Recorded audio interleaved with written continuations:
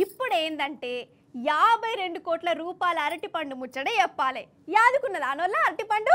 అయ్యో మీకు మొన్నోసారి చెప్పిన కదా, ఒకడు ఉండే కాడు ఉండక అరటిపండు 52 కోట్ల రూపాయలకు కొనుక్కున్నాడని. మరి 52 కోట్లు పెట్టిన అరటిపండును ఆ మహానుభావుడు ఏం చేస్తాండు, దాంతో ఏం ఎలగబెడతాండు? అసలు ఆ అరటిపండులా వజ్రాలున్నాయా, వైడూర్యాలున్నాయా, బంగారం ఉన్నదా, లేకుంటే వెండి బిల్లలే కాలబడ్డాయా?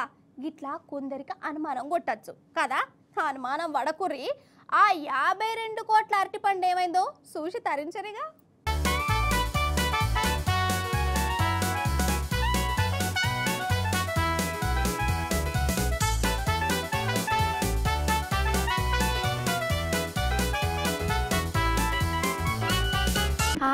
టేపు తీసిండు, అరటిపండు పట్టిండు, తొక్క తీసిండు, కథం కడుపులా పడ్డది.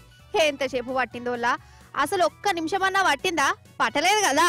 ఇది 52 కోట్ల రూపాయలు పెట్టి కొన్న సక్కదనాల అరటిపండు.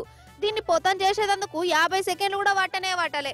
మొన్ననే కాదు ఈ అరటిపండును అమెరికాలో అర్రాసులో పెట్టింది.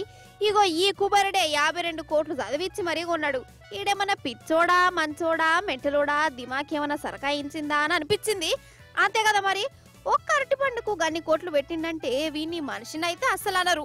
మరి ఆ అరటి పండులు ఏమున్నదా అంటే ఏం లేదు.